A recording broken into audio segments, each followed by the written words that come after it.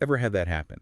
You get a great idea, maybe for, I don't know, selling your crafts online or Yeah. finally making those amazing spicy pickles everyone Oh, loves. yeah, that initial spark. Exactly. Yeah. You jump online, right, to figure out step one, Mhm. and just bam, every site, every article says the same thing. You have to write a business plan. And just like that, all that excitement can kind of deflate. You start thinking about spreadsheets, market analysis. It feels huge. Totally overwhelming, especially if you're just starting out and haven't sold a thing yet. Makes you wonder if you're even cut out for it. Right. And that's really the big question we're tackling today. Do you always need that giant formal business plan right at the beginning, especially if it's, a small startup? Maybe just you. hmm That's our deep dive.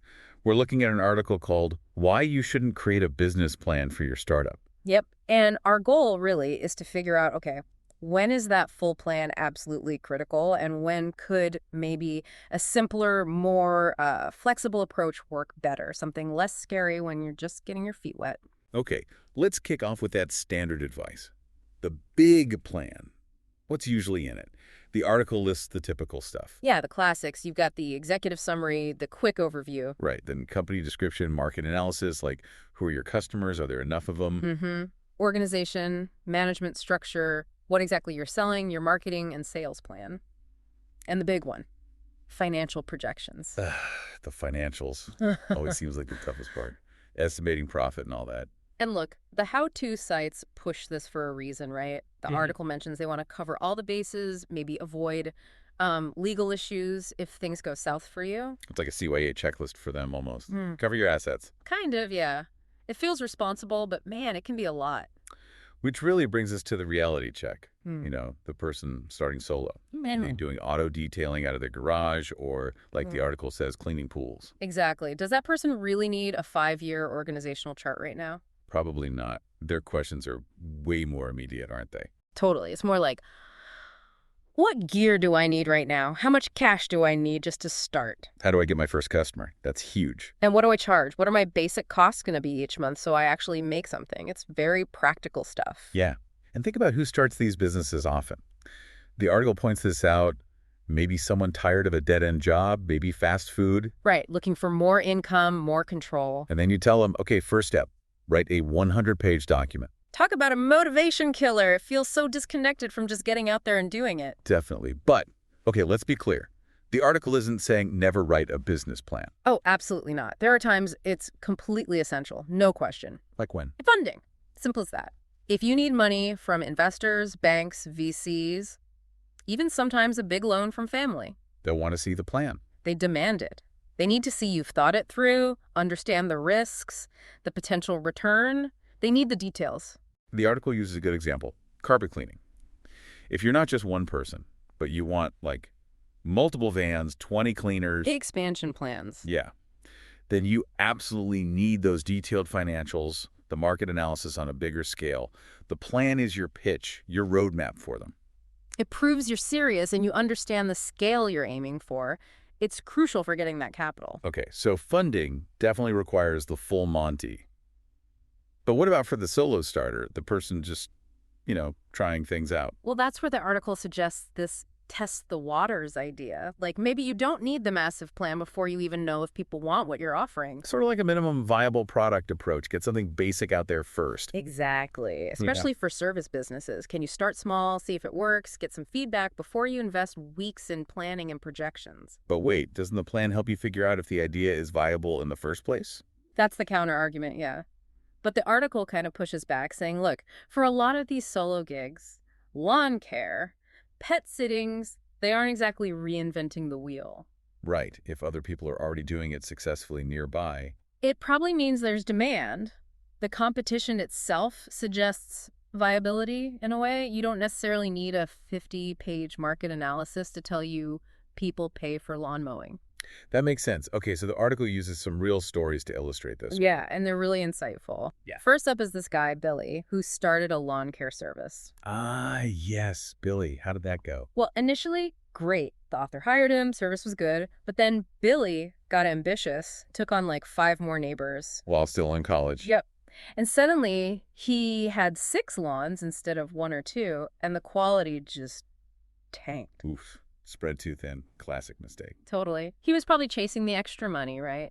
but didn't calculate the actual time and effort needed to do a good job for everyone.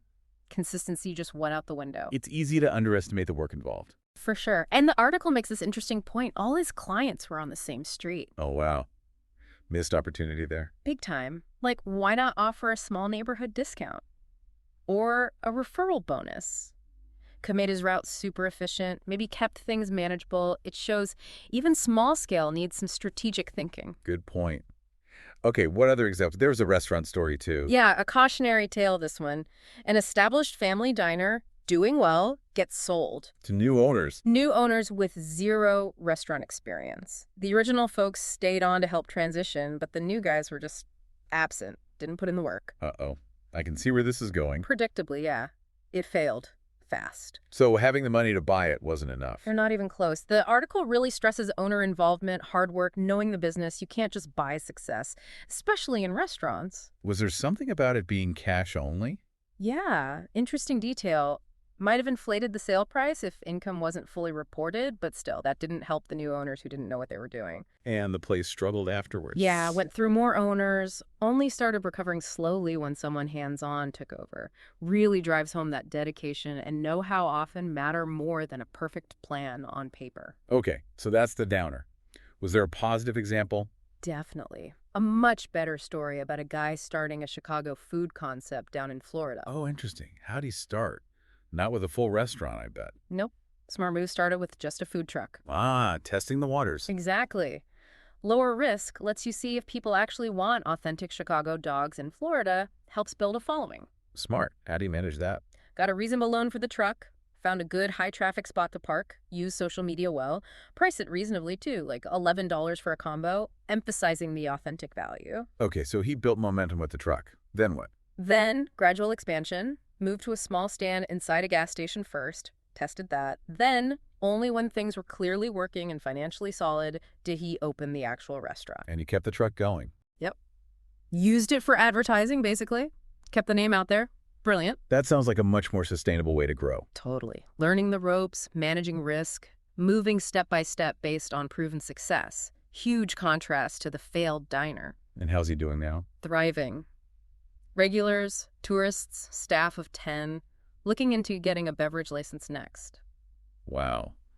That really shows the power of starting small and learning as you go. It really does. The dedication, the step-by-step growth, understanding the business inside out, that's what made the difference. So, pulling all this together, what are the main takeaways for someone listening thinking about starting their own thing? Well, across all these stories, Billy, the restaurant's the big theme is dedication, showing up, working hard, putting in the hours, especially at the start. Yeah. Lawn care, food trucks, pool cleaning, none of that sounds like easy money. Exactly. The article kind of busts that myth, the dream of effortless income.